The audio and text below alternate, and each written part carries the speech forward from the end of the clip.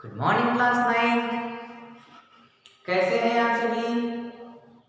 चलिए बहुत ही बढ़िया।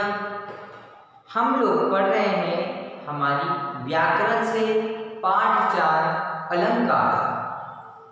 अलंकार के अभी तक हम अर्थ अलंकार पढ़ रहे हैं, शब्द अलंकार हम पढ़ चुके हैं। हमने अलंकार की परिभाषा पढ़ चुके हैं, अलंकार का अर्थ हम समझ चुके हैं।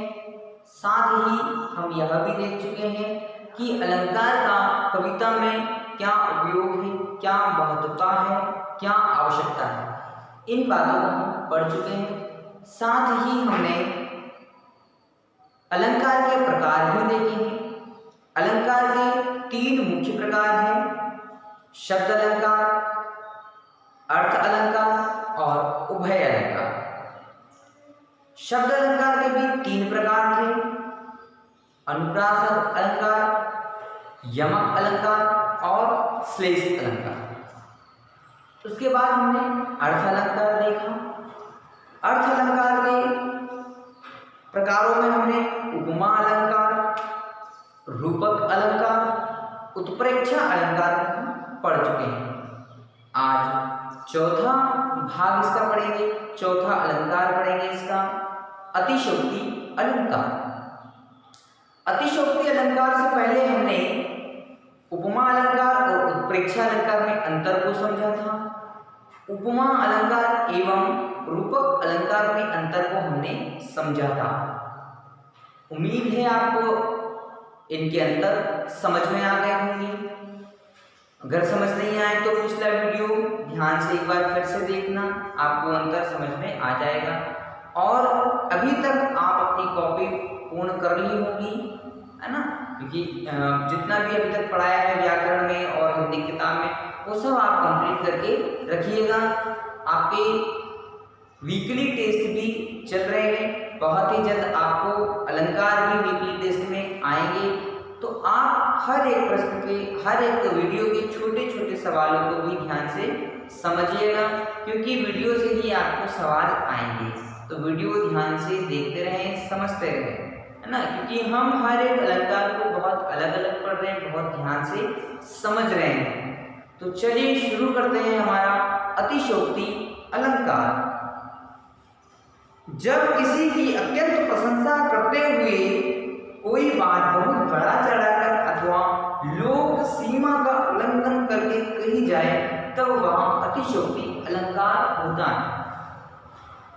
अब हम किसी की तारीफ कर रहे हैं, किसी की प्रशंसा कर रहे हैं, लेकिन इतनी प्रशंसा कर दी जाए कि वो विश्वास योग्य हो ही नहीं, है ना, प्रशंसा की सारी सीमाएं टूट जाए, प्रशंसा के सारे मत हटा दिए जाएं, तब वहां होता है अतिशयोक्ति अलंकार। किसी के बारे में इतनी विशेषता बताई जाए कि वो विशेषताएं सिर्फ कल्पनाएं लगने लगी, तब वहां होता है अतिशयोक्ति अलंकार। अति का मतलब होता है बहुत ज्यादा, है ना, जरूरत से ज्यादा होता है अतिशयोक्ति अलंकार। चलिए एक दो उदाहरण के माध्यम से हम अतिशयोक्ति अलंकार को और स्पष्ट करते हैं। एक उदाहरण है, हनुमान की पूंछ में लगन न पाई आग, सारी लंका जली गई, गए निशाचर भाग।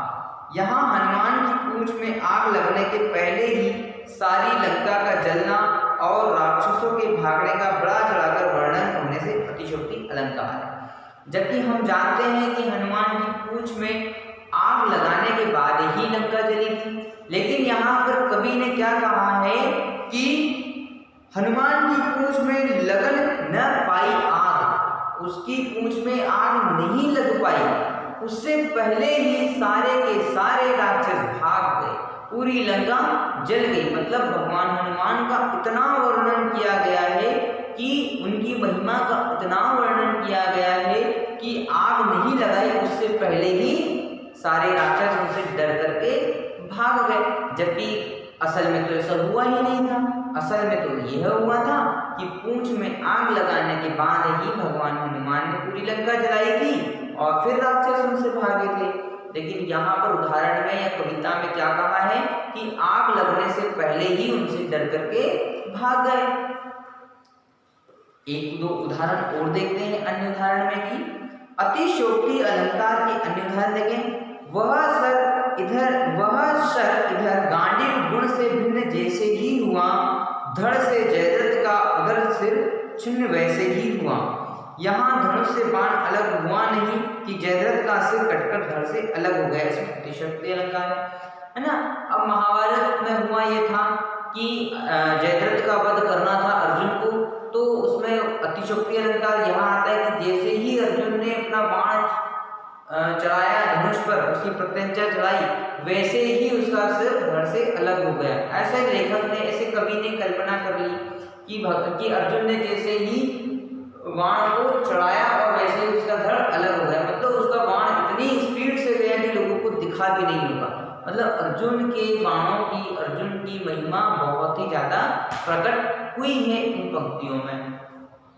एक उदाहरण और देखते हैं।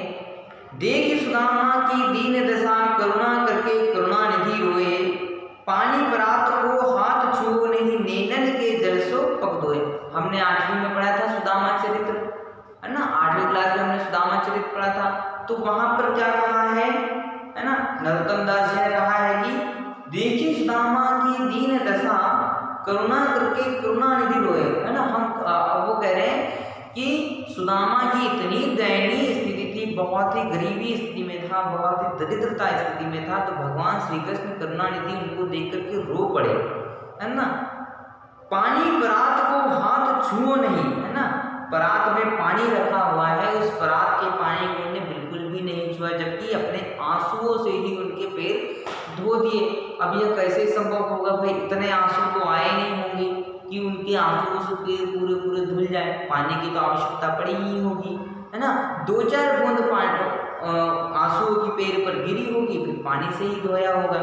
लेकिन यहाँ पर कवि ने क्या कहा कि पानी को हाथ भी नहीं लगाया, बल्कि आंसुओं से ही उनके पैर धो दिए। तो यहाँ पर अतिशयोक्ति अलंकार है।